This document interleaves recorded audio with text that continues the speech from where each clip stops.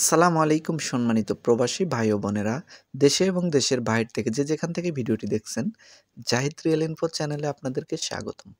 খুবই চমকপ্রদ দারুণ একটি নিউজ নিয়ে আপনাদের মাঝে হাজির হলাম। আমি জাহিদুল ইসলাম জাহিদ, কুয়েত থেকে। তো আপনাদের মাঝে খুবই গুরুত্বপূর্ণ এবং ইম্পর্টেন্ট এবং দারুণ একটি সুখবর নিয়ে হাজির হয়েছি। আমি বিস্তারিত ভিডিওর মাধ্যমে আলোচনা করব। তো আপনারা যারা চ্যানেলে নতুন এসেছেন তারা কিন্তু অবশ্যই চ্যানেলটি সাবস্ক্রাইব করে দেবেন।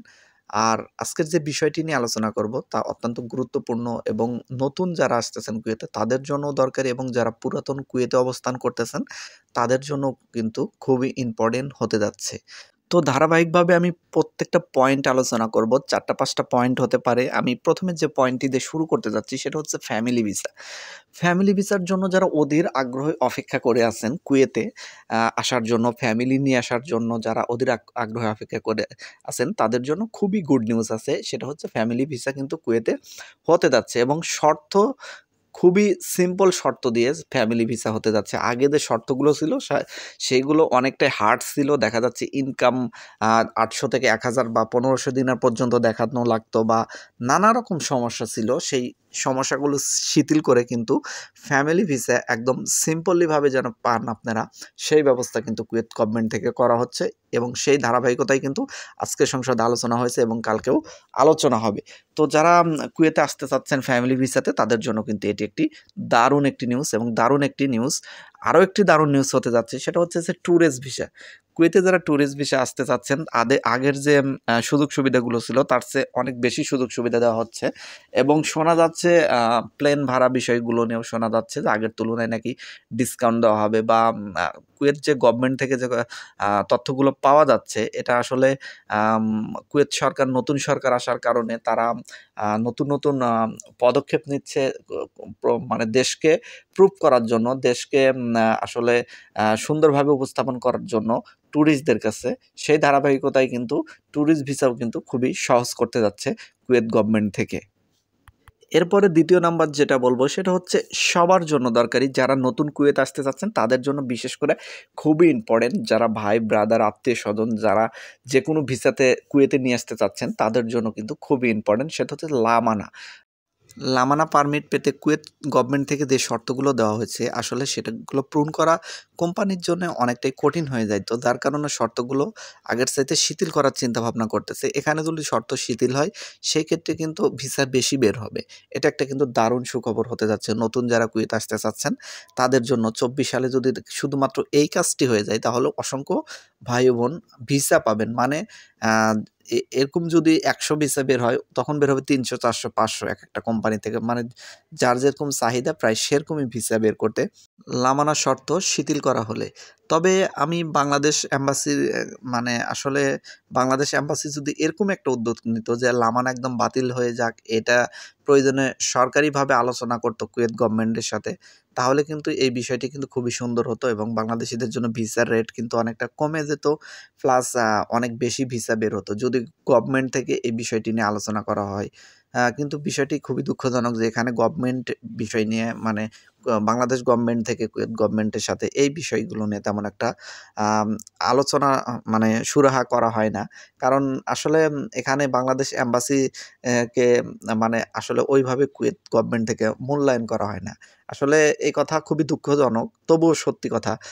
ইন্ডিয়ান যে এম্বাসি আছে বা নেপালি এম্বাসি আছে তাদের যে পরিমাণ এখানে দাম দেওয়া হয়, তাদের যে পরিমাণ গুরুত্ব দেওয়া হয়, বাংলাদেশ এম্বাসিকে আসলে ততটা কুয়েত গভর্নমেন্ট থেকে গুরুত্ব দেওয়া হয় না। কেন গুরুত্ব দেওয়া হয় না সেটা কিন্তু আসলে আম কুয়েতে গভর্নমেন্টের প্রবলেম না। সেটা আমাদের নিজেদের প্রবলেম। সেটা বাংলাদেশের আম মানে এম্বাসিরই প্রবলেম। কারণ তাদের ভ্যালু সেইভাবে উপস্থাপন করতে পারেনি তাদের সামনে। তাদের যে একটা ভ্যালু, তাদের যে একটা দাম সেটা কিন্তু কুয়েত গভর্নমেন্টের কাছে সেইভাবে তারা উপস্থাপন করতে পারে নাই। সরকারিভাবে যদি এগুলো উদ্যোগ নেওয়া হয় বাংলাদেশ গভর্নমেন্ট থেকে তাহলে কিন্তু বিষয়টা অনেক গুরুত্ব পাবে কুয়েত গভর্নমেন্টের কাছে। তখন কিন্তু এই বিষয়গুলো নিয়ে ভালো একটা সিদ্ধান্ত আশা করা যায়।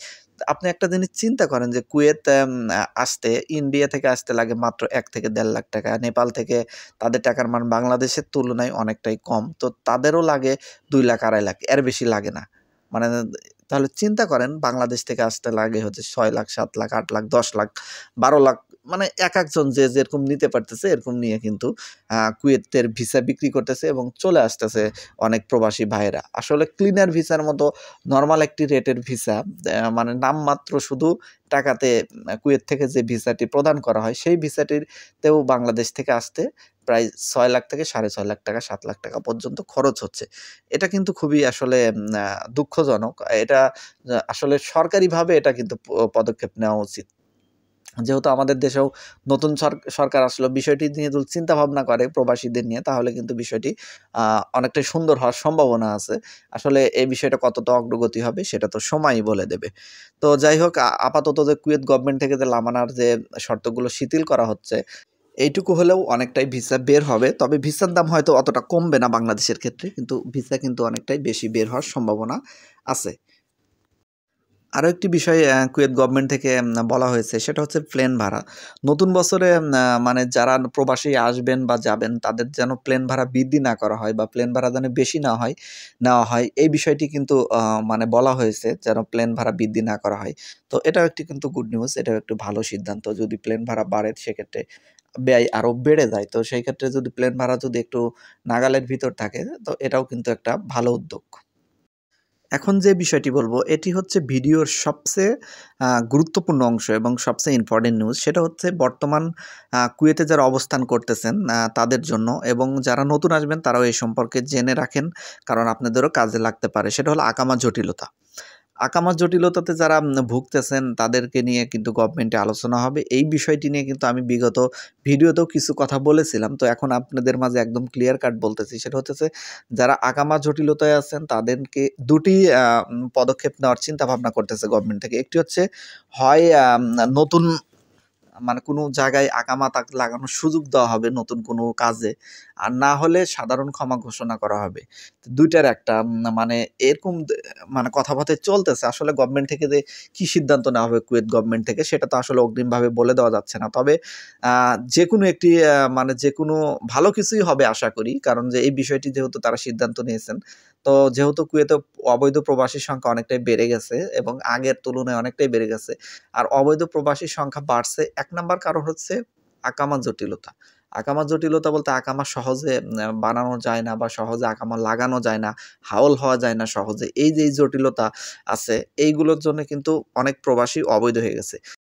অনেকেই প্রশ্ন করতে পারে, ভাই বৈধ প্রবাসীরা কিভাবে আকামা সমস্যার কারণে অবৈধ হয়ে যায়, এই বিষয়টি একটু ক্লিয়ার করেন। তো আমি আপনাদের মাঝে একটি ক্লিয়ার ধারণা দিচ্ছি। ধরেন আপনি যদি ৩ বছর মেয়াদে কোনো একটা কোম্পানিতে আসলেন, কোনো একটা কন্ট্রাক্টে আসলেন, সেই কন্ট্রাক্টটা যদি শেষ হয়ে যায়, তো আপনার কোম্পানি যদি নতুন কোনো কন্ট্রাক্ট না পায় বা নতুন কোনো কন্ট্রাক্টে আপনাকে আকামা না করে দেয়, যদি কোম্পানি বলে যে আপনাকে দেশে পাঠিয়ে দেবে অথবা অন্য জায়গায় আপনি আকামা লাগান বা অন্য জায়গায় আকামা লাগিয়ে দিতে হবে। মানে নানা রকম এখানে অবস্থান হতে পারে। তো তখন হয় কি, মেয়াদ শেষ হওয়ার সাথে, সাথে যে অন্য জায়গায় যে আপনি আকামা লাগাবেন, সেরকম কোম্পানি আপনি খুঁজে পাবেন না। মানে খুঁজে পাওয়া যায় না। আর না খুঁজে পাওয়ার কারণে দেখা যাচ্ছে আকামা আপনাকে যখন একটি কোম্পানি ছেড়ে দেবে, তখন হয়তো আকামার মেয়াদ হাইয়েস্ট থাকলে ৩ বছর ৩ মাস থাকে। কিন্তু এতটা সময়ও পাওয়া যায় না। তো কিছু, কিছু কোম্পানি হুট করে মেয়াদ শেষ হয়ে যায়। তখন দেশে পাঠিয়ে দিতে চায় অনেকেই। অনেকেই দেশে যায় না। অনেকে আত্মীয়স্বজন আছে তাদের কাছে চলে যায়। তারাও অবৈধ হয়ে যায়। নতুন জায়গায় আকামা লাগানোর চেষ্টা করে, কিন্তু আকামা লাগানো খুব একটা সহজ হয় না। তো যার কারণে নানান প্রবাসীরাও কিন্তু মানে অবৈধ হয়ে যায়। এই পন্থায় কিন্তু অবৈধ হয়ে যাচ্ছে অনেক প্রবাসী। তো কুয়েতে যারা অবস্থান করতেছেন, যারা আহলি ভিসাধারী আছেন, যারা হাওল হতে চান, তারা অবশ্যই আপনারা আগের থেকে সিদ্ধান্ত নেবেন এবং আগের থেকে অন্য কোম্পানিতে যদি হাওল হতে চান, সেই কোম্পানির সাথে একটু কথা বলে রাখবেন। এখান থেকে যেন বের হওয়ার সাথে, সাথে সেই জায়গায় যেন আকামা আপনি লাগাতে পারেন। আপনিও যেন কোনো জটিলতার ভিতর না পড়েন। যারা বর্তমানে জটিলতার ভিতর পড়েননি, তাদের উদ্দেশ্যে বলতেছি। এবং আকুত ভিসাধারীরা যারা আছেন, তাদের বিষয়গুলো খুবই কঠিন। এই বিষয়ে সমাধান আসলে দেওয়া খুবই কঠিন। সাধারণ মানুষ হিসেবে সমাধান বলে দেওয়াও কঠিন। কারণ যে এই জায়গায় সমাধান কেবল শুধু গভর্নমেন্টই নিতে পারবে, কুয়েত গভর্নমেন্টই নিতে পারবে। তাদের যে আইন আছে যে আকুত ভিসা ট্রান্সফার যোগ্য না, সেই আইনটাও যদি শিথিল করে, সেক্ষেত্রে কিন্তু এই বিষয়টিও কিন্তু সমাধানে আসতে পারে। তো এখন আমি আসলে আইডিয়া করেও তেমন কিছু বলা যাচ্ছে না যে গভর্নমেন্ট থেকে আসলে কি সিদ্ধান্ত আসবে। তবে এটার জন্য অপেক্ষা করতে হচ্ছে আমাদের। তবে নিউজ আসলে আমি আপনাদের মাঝে অবশ্যই কিন্তু সবার আগে পৌঁছে দেব। তবে আপাতত যে গুড নিউজগুলো বললাম, আপাতত কিছু হতে যাচ্ছে এটা বোঝা যাচ্ছে। চমক তো কিছু অবশ্যই হবে। নতুন সরকার এসেছেন, প্রথমে একটা চমক দিয়ে দিয়েছেন, সেটার কার্যকারিতা হয়তো কিছুদিনের ভিতর শুরু হয়ে যাবে। তো আরও সামনে আশা করি অনেক ভালো ভালো কিছু আইন কানুন করা হবে, যেহেতু নতুন সরকার এসেছেন অবশ্যই অনেক কিছুই পরিবর্তন হবে। আর যে অভিযানটা চলতেছে এই অভিযান বিষয়ে আসলে খুবই দুঃখজনক। এই অভিযান কিন্তু সহজে শিথিল হবে না। অবশ্যই এজন্য আপনারা কুয়েতে যারা অবস্থান করতেছেন তারা অবশ্যই সাবধানতা অবলম্বন করবেন, সাবধানভাবেই চলবেন। সবার জন্য শুভকামনা রেখে আজকের মতো ভিডিও থেকে এখানেই বিদায় নিচ্ছি। সবাই ভালো থাকবেন, আমার জন্য দোয়া করবেন। আল্লাহ হাফেজ।